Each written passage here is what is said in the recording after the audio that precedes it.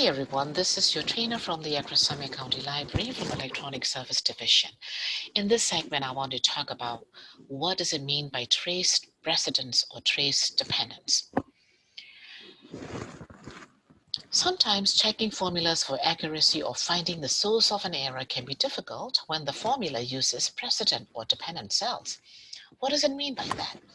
For example, if I wanted to find out what values would affect the value in cell number B45, I wanted to use the trace precedence. It is under the Formula tab. In the Formula Auditing group, there is a trace precedence. I'm going to click on that. When I click on that, cells indicate these two cells precedes the cell. Anything changes in those two cells will affect the cell. If I hit trace precedence one more time again, there is a recursion of where those two cells will be effective if they make changes in this cell and this cell.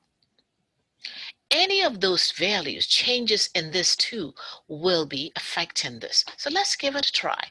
If I put a figure in the interest column, cell number B11, I'm going to put $50 in there.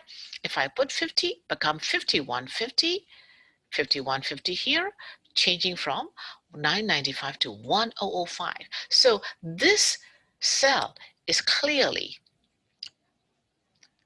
preceding by the two other cells. Those two other cells are clearly preceded by the another two cells right above it. So that's what is meant by trace precedence. Now I'm going to talk about trace dependence, the opposite. First of all, I want to remove these arrows, so simply click on the remove arrows.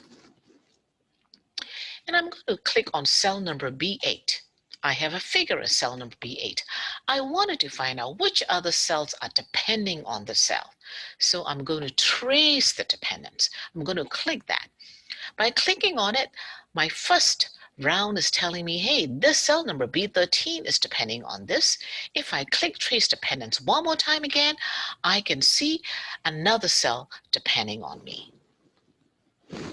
Okay, so that's what it's mean by trace dependence. Again, you can click the remove arrows to get away from those arrows. Again, this training is brought to you by the Summit County Library from the Electronic Service Division. Thank you for watching.